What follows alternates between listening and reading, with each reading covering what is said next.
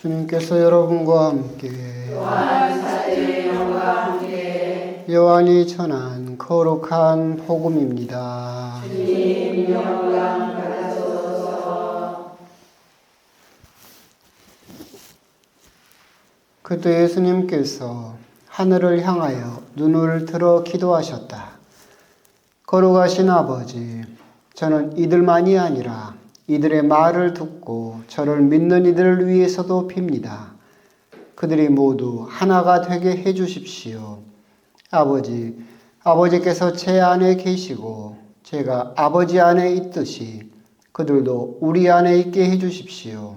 그리하여 아버지께서 저를 보내셨다는 것을 세상이 믿게 하십시오. 아버지께서 저에게 주신 영광을 저도 그들에게 주었습니다. 우리가 하나인 것처럼 그들도 하나가 되게 하려는 것입니다. 저는 그들 안에 있고 아버지께서는 제 안에 계십니다. 이는 그들이 완전히 하나가 되게 하려는 것입니다. 그리고 아버지께서 저를 보내시고 또 저를 사랑하셨듯이 그들도 사랑하셨다는 것을 세상이 알게 하려는 것입니다. 아버지께서 저에게 주신 이들도 제가 있는 곳에 저와 함께 있게 되기를 바랍니다. 세상 창조 이전부터 아버지께서 저를 사랑하시어 저에게 주신 영광을 그들도 보게 되기를 바랍니다. 의로우신 아버지, 세상은 아버지를 알지 못하였지만 저는 아버지를 알고 있습니다. 그들도 아버지께서 저를 보내셨다는 것을 알게 되었습니다. 저는 그들에게 아버지의 이름을 알려주었고 앞으로도 알려주겠습니다. 아버지께서 저를 사랑하신 그 사랑이 그들 안에 있고 저도 그들 안에 있게 하려는 것입니다. 주님의 말씀입니다.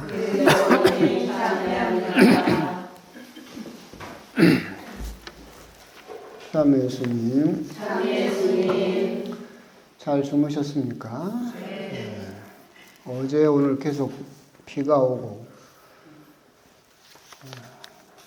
몸은 안 처지십니까? 저는 아주 그냥 몸이 축축 처지는데.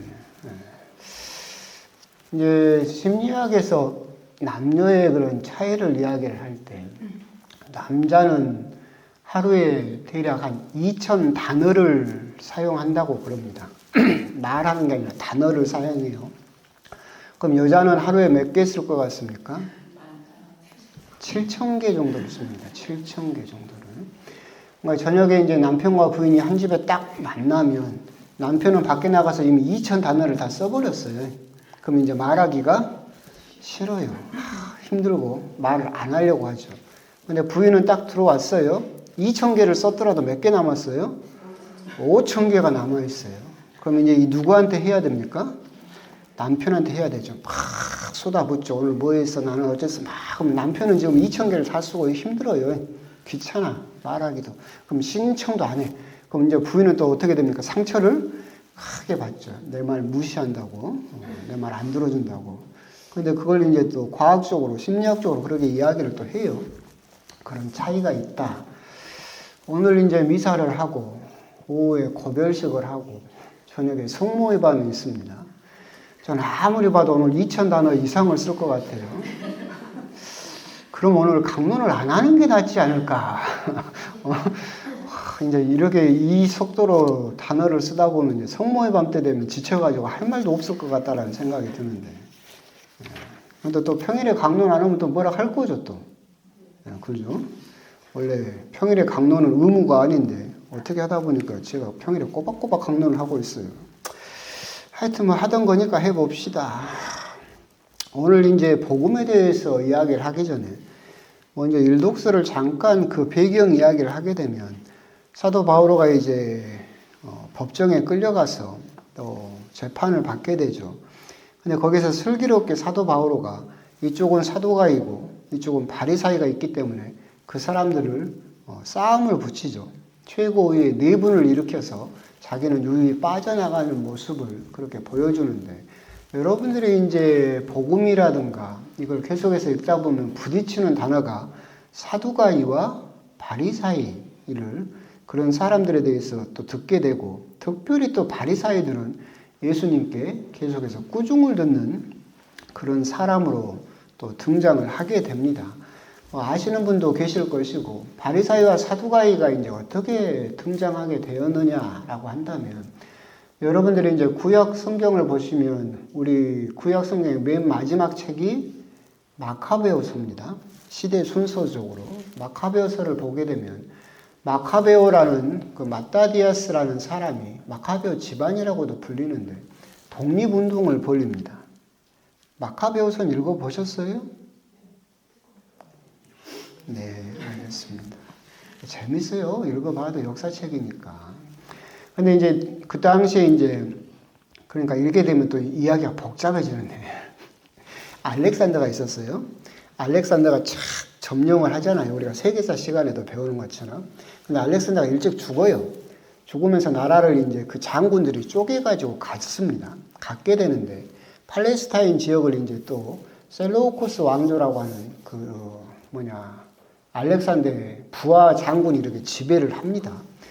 그러니까 거기가 그리스 제국이 차지를 하게 되고 여러분도 알다시피 그리스라고 한다면 믿는 신이 제우스부터 시작해서 다신교를 믿죠. 그래서 이 왕이 유대교를 박해를 합니다.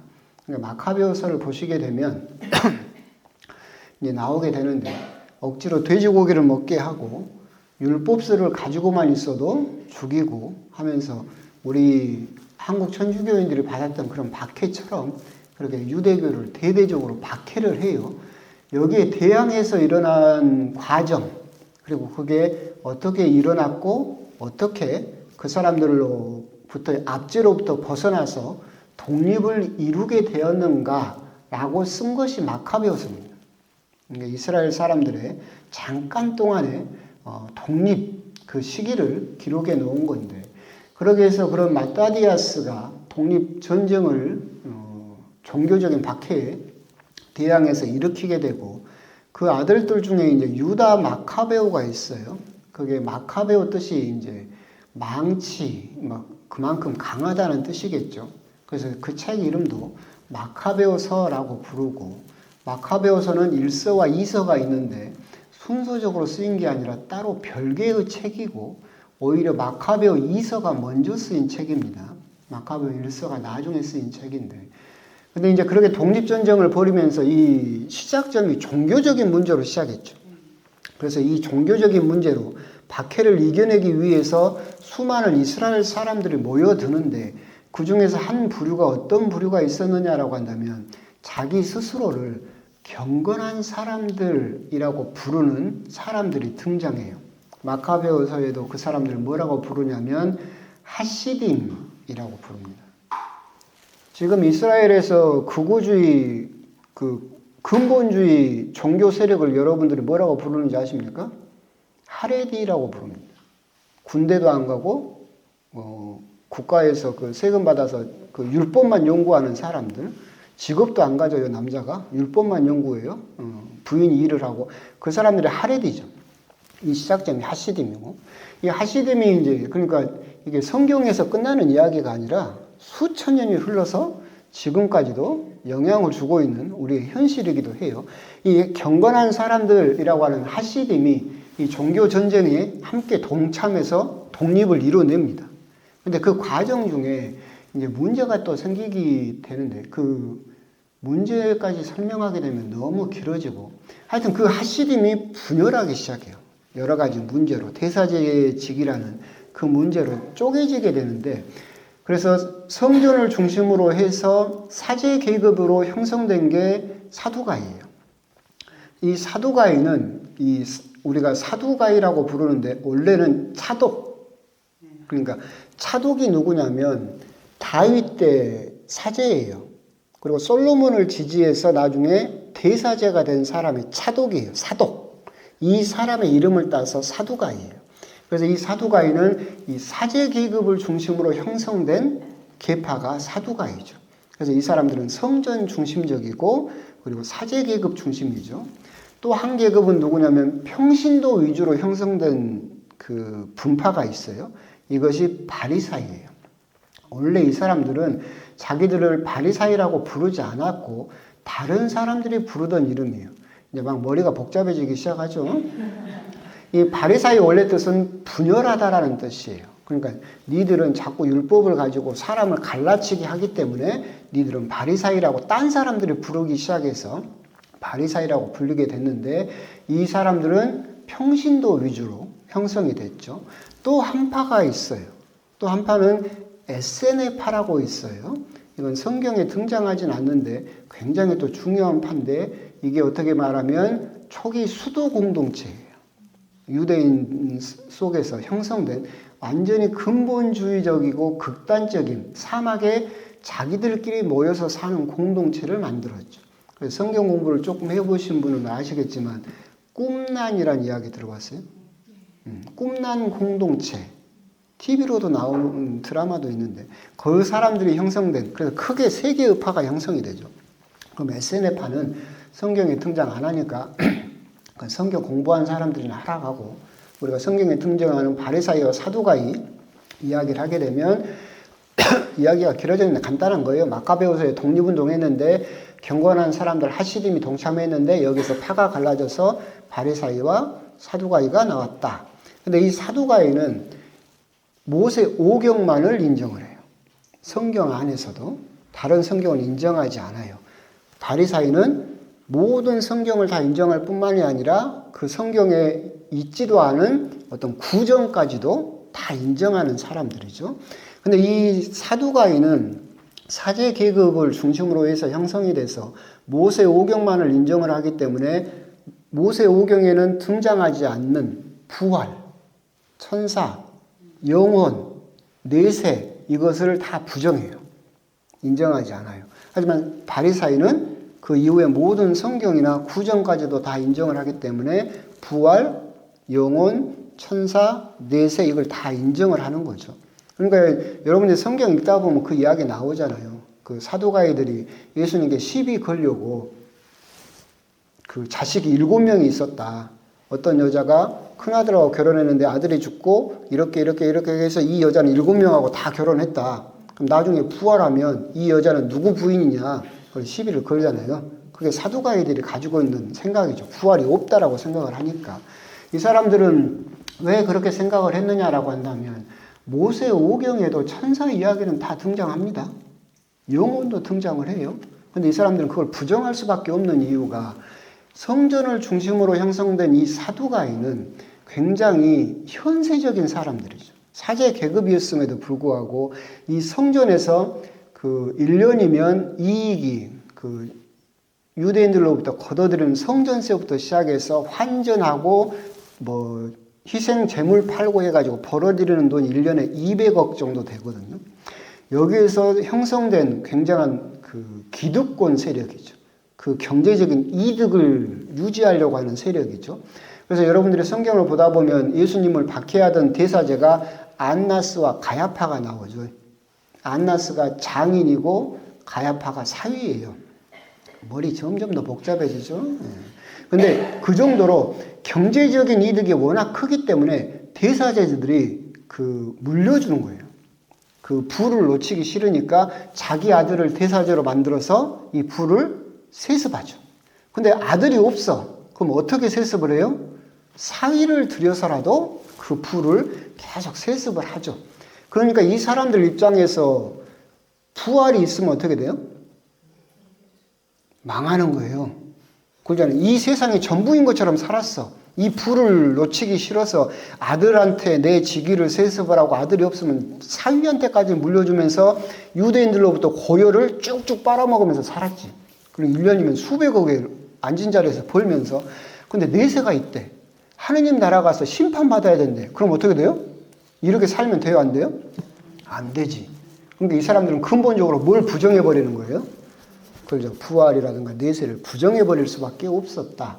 근데 바리사이들은 평신도이었고 그렇기 때문에 그것을 인정하고 있었고 그걸 보고 사도 바오로가 가운데다 딱 싸움을 걸어서 그렇게 이야기를 하잖아요. 천사도 영도 그리고 부활하리라는 희망 때문에 재판을 받고 있는 것입니다라고 그렇게 미끼를 던져서 이 두 파가 싸우게 해서 그 위기를 벗어났다라고 하는 것을 우리가 이해할 수 있어요. 간단한 구절이고 한 줄로 표현되어 있지만 이 한 줄 속에 구약부터 시작해서 수많은 역사가 들어있다. 그렇기 때문에 어떻게 보면 신약 성경을 온전하게 이해하기 위해서도 우리들이 조금 성경 공부는 좀 필요하다라고 하는 거, 그런 부분도 있고, 그냥 일독서 배경 이야기 하려다 보니까 너무 조금 길어진 부분도 있는데, 오늘 복음에 대해서 이제 잠깐 이야기를 하게 되면, 오늘 복음에서 가장 핵심적인 이야기는 뭐냐면 모두 하나가 되게 해 주십시오라는 그 기도문이죠. 예수님께서 하나님께 기도를 하시면서 우리가 하나인 것처럼 그들도 하나가 되게 하려는 것입니다. 그들이 완전히 하나가 되게 하려는 것입니다. 계속해서 당신 제자들이 내가 떠나고 나서도 하나로서 일치되기를 청하는 기도를 그렇게 하고 계시죠. 근데 이 부분을 생각을 해보면 세상이 하나가 되는 방법하고 예수님께서 하나가 되는 방법이 달라요. 세상에서 일치해야 됩니다. 단결해야 됩니다. 우리는 하나가 돼야 됩니다. 라고 할 때는 어떻게 하느냐면 이 대를 위해서 소를 희생시키는 방법으로 하나가 되죠. 더 큰 이익을 위해서 이 집단의 이 목표를 위해서 소는 희생시켜버리고 하나가 되죠. 대표적인 것이 군대죠. 그러잖아요. 우리 인간들이 추구하는 하나 되는 방법은 그런 식으로 가는 거예요. 큰 목표를 향해서 한 사람 한 사람의 개성이라든가 한 사람 한 사람의 선호는 다 무시하죠. 대를 위해서 소를 희생시켜서 하나가 되는 게 세상이 하나가 되는 방법이죠. 하지만 예수님께서 하나가 되는 방법은 거꾸로예요. 소를 위해서 뭐가 희생해요? 대가 희생해요. 인간을 위해서 누가 희생을 해요? 하느님이 희생을 하는 거죠. 그런 방법으로 하나가 돼요. 이건 마치 이야기를 하면 그런 거예요. 바닷속에 물고기가 100마리가 있어요. 세상이 이 물고기와 바다가 하나가 되는 방법은 뭐냐면 이 물고기를 싹 갈아가지고 바다에다 뿌리면 하나가 되지. 그죠? 그러면 바다가 완전히 하나가 되는 거잖아요. 근데 예수님께서 하나가 되는 방법은 뭐예요? 바닷물이 각 100마리 물고기 속으로 다 들어가죠. 그래서 그 물고기의 개성은 유지하지만 그 물고기 속으로 똑같은 바닷물이 들어갔기 때문에 그 바닷물로 인해서 하나가 되는 그런 모습을 가지고 있죠. 마치 무지개 같은 거예요. 예수님이 하나 되는 방법. 무지개지만 거기엔 색깔이 몇 개가 있어요? 7개가 있죠. 물론 그것도 나름대로 달라요. 하지만 우리는 7개라고 생각을 하잖아요. 하지만 그것이 하나의 무지개를 이루는 것처럼 마치 모자이크 같은 것도 그렇죠. 가까이서 보면 모자이크는 하나하나 색깔은 다 달라가지고 뭐가 뭔지 모르겠어요. 근데 멀리서 보게 되면 그게 큰 하나의 그림을 만들어내는 방식으로 예수님께서는 하나를 이루신다. 이건 무슨 뜻이냐라고 한다면 세상은 모든 것을 깎아내서 하나를 이루고 그 안에서 당연히 희생해야 된다라는 것을 강요하지만 예수님께서 하나가 되시는 방법은 하느님이 희생을 함으로써 우리들을 다양한 색깔, 다양한 개성, 다양한 성격을 가지고도 하느님 안에서 일치를 이루는 방법을 가지고 계신다. 그런 식으로 예수님께서는 하나를 이루신다. 이걸 또 가장 지금도 극명하게 드러내주는 게 성체죠. 그렇죠? 성체는 아까 그 바닷물하고 물고기하고 똑같은 거잖아요. 똑같은 성체가 여러분 안으로 다 들어가죠. 그래서 여러분들이 다 똑같아져요? 아니죠. 그 개성 그대로 다 있지만 똑같은 예수님을 받아 모심으로써 여러분들이 그리스도의 신자라고 하는 하나님의 자녀라고 하는 하나를 이루게 된다. 그런 부분에서 세상이 하나가 되게 하는 방법과 예수님께서 하나가 되게 하는 방법이 다르다라고 하는 것을 우리들은 생각해 볼 수 있겠다. 그런 의미에서 이제 또 그렇다면 우리가 또 생각해 봐야 되는 부분은 뭐냐? 우리 성당에서도 그렇죠. 이렇게 해야 된다니까. 우리 성당의 일치를 위해서 네가 희생해, 네가 참어. 이런 식으로 하나가 돼서는 안 된다. 우리들의 각자의 개성과 각자의 선호. 물론 그렇다고 해서 또라이까지 받아들이라는 소리는 아니에요. 정상적인 범주 안에서 예수님께서도 인정하시는 그 범주 안에서 하지만 그 모든 개성과 모든 선호도가 유지되면서 우리들은 각자의 색깔을 가지고 예수님 안에서 일치를 이루는 방법을 찾아야 된다라고 하는 거.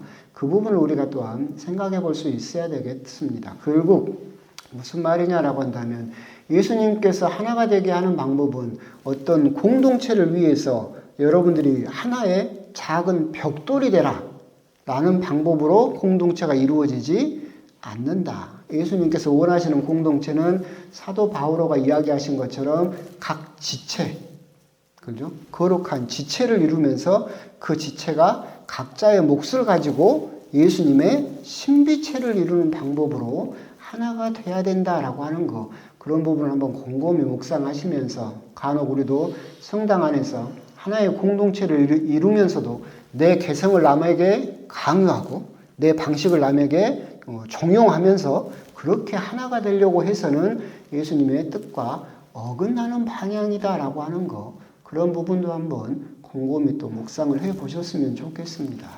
아멘.